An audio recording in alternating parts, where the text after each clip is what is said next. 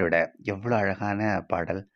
நினைக்கத் தெரிந்த மனமே உனக்கு மறக்கத் தெரியாதா?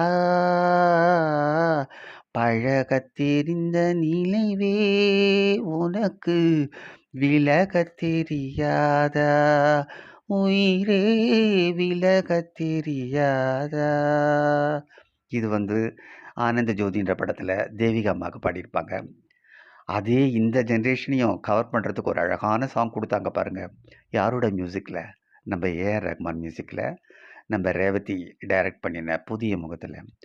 கண்ணுக்கு மை அழகு, கவிதைக்கு பொய் அழகு, அவரைக்கு பூவழகு, அழ்மதுக்கு நான் அழகு.